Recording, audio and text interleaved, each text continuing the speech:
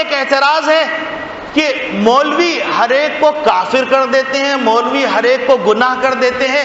یاد رکھیے مولوی کسی کو کافر نہیں کرتا، مولوی کسی کو کافر نہیں بناتا بلکہ بتلاتا ہے، اور کسی کو گناہ قرار نہیں دیتا بلکہ گناہ ہونا ظاہر کرتا ہے۔ اب آپ دنیا کے معاملے میں سمجھیے کہ آپ لیبارٹری میں جاتے ہیں، لیبارٹری میں جا کے اپنا خون ٹیسٹ کرواتے ہیں، تو خون ٹیسٹ ہونے کے بعد وہ کہتے ہیں آپ کو شوگر ہے، آپ کو شوگر ہو گئی۔ تو کیا لیبارٹری کے ڈاکٹر نے آپ کے اندر شوگر ڈالی ہے؟ لیبارٹری نے تو آپ پر احسان کیا کہ آپ کی بیماری کی تشخیص کر کے آپ کو دے دی اور کہا جس ڈاکٹر سے چاہے جا کے علاج کروا لو۔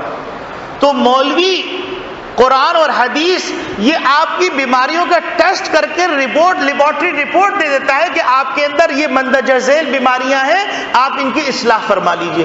تو یہ جو کنفیوژن آج کل پھیلایا جا رہا ہے کہ مولوی جو ہے ہر چیز کو گناہ گناہ گناہ گناہ، خود اللہ نہ کرے مولوی قرآن میں تحریف کرے، یہ ذہن میں رکھیے گا۔